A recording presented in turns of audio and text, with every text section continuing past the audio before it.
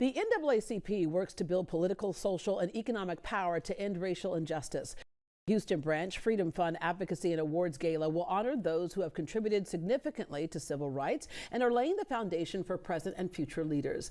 NAACP Houston Branch President Bishop James Dixon is here to share what to expect at this year's event and why it's important to keep the conversation and action behind those words going. Good morning. Good morning, Deborah. Great to be here. All right. So we know that the NAACP was born out of strife nationally, but the same is true for the local branch. Absolutely. It's amazing how great this comes out of crisis and adversity. NAACP Houston was founded, of course, dealing with racism here in Houston when you had the riots taking place over 100 years ago now. Yeah. In Houston. It was the formation of the NAACP in response to those crises that now continues this venerable organization that difference in 2023. Yeah, you are head of an amazing church, a community of faith here, and in the church is where the civil rights movement kind of gelled and came together. Yeah, the Black church, of course, out of that same suffering, right? Yeah. And the church has been the birthplace for many movements like the NAACP and others. All social justice organizations actually found their birthing place in the Black church. And there's still a great tie between those two right now. Yeah, there are a lot of people who will ask the question. They say, okay, we certainly got it. When we looked at the past in this country, and we looked at what happened in the 60s, the civil bills were passed, and just because you pass it on paper doesn't mean that it's happening. It took a minute, but people will say, but we can ride in the front of the bus now. We can go to college. We can go to any other business. We can sit in any restaurant. What is the mission today, and has it shifted at all? Has the bar moved? Well, our theme for this year, Freedom Forward, ensuring justice and equity for future generations.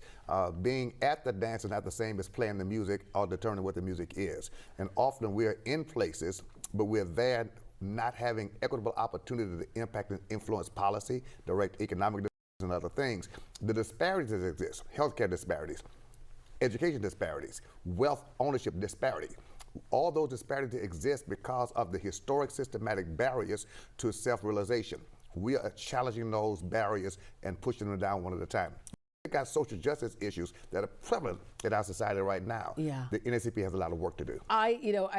People are human, and that's the thing I think sometimes people forget. They think that we're going to get to some place and then, okay, we're all good, we accomplished that. And I think there's a sermon in there somewhere, right? But in the Bible, in the Bible, we see where people can be as perfect as you can be, and then where people can be as imperfect as you can be. So it's being ever vigilant, because we know where people can go if given the opportunity. You got a sermon right there, Deborah, because the reality is we're flawed human beings, right? We're still dealing with discrimination, hatred, bias, and all of those things, bigotry, anti-Semitism. All those things exist in our modern day society.